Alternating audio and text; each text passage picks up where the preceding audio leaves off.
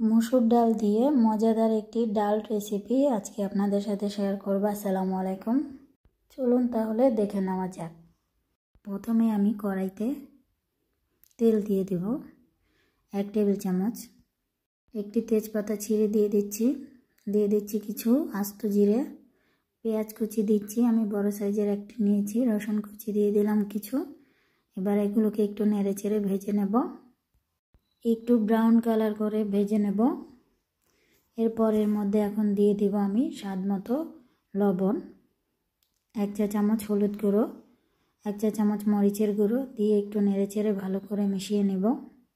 মিশিয়ে নেওয়া হয়ে গেলে এর মধ্যে এখন পানি দিয়ে দিব।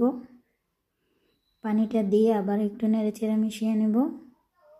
এবার আমি দিয়ে দেব 1/2 চা চামচ ধনে গুঁড়ো দিয়ে আবারও নেড়েচেড়ে মিশিয়ে নিচ্ছি। এভাবে আমি মশলাটা কষাবো প্রায় 5 মিনিট। মশলাটা কষানো হয়ে গেলে আলু আর ডালটা আমি ধুয়ে রেখেছি সেটা দিয়ে দিচ্ছি, দিয়ে নেড়েচেড়ে একটু মিশিয়ে নেব। আর এই ভিডিওটি কে কোত্থেকে দেখছেন সবাই কমেন্ট করবেন, আমি আপনাদের সকলের কমেন্টের উত্তর দেব। ভিডিওটি না টেনে সম্পূর্ণ ভিডিওটি দেখার অনুরোধ রইল। একইভাবে আমি ডালটাকে ভেজে নেব, এর গায়ে লেগে থাকা পানি শুকিয়ে আসার আগ অবধি। পানিটা শুকিয়ে গেলে এর মধ্যে আমি পরিমাণ মতো পানি দিয়ে দিচ্ছি ডালটা সিদ্ধ হওয়ার জন্য। এবার একটু নেড়ে চেড়ে সব কিছু একসাথে আবারও ভালো করে মিশিয়ে নেব। তবে ঢেকে ডালটা রান্না করতে হবে প্রায় 10 মিনিট। আমি কিছুক্ষণ পর ফিরে আসব।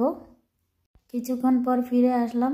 যখন ডালটা কিছুটা সিদ্ধ হয়ে গেছে এ পর্যায়ে কিছু কাঁচা মরিচ আর কিছু টমেটো কুচি দিয়ে দিচ্ছি, দিয়ে একটু নেড়ে চেড়ে আবারও প্রায় 5 মিনিটের মতো রান্না করব। আমার রান্নাটি প্রায় শেষের দিকে।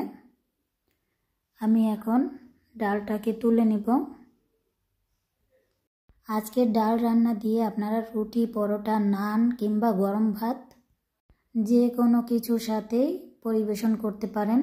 আমি উপর থেকে এখন কিছুটা ধনে পাতা দিয়ে দিচ্ছি আর দিয়ে দিব এখন কিছু আদা কুচি। এটা অপশনাল, চাইলে দিবেন, না চাইলে স্কিপ করবেন। আমার আজকের ডাল রান্না আপনাদের কাছে কেমন লেগেছে অবশ্যই কমেন্ট করবেন। সবাই ভালো থাকবেন, সুস্থ থাকবেন। আল্লাহ হাফেজ।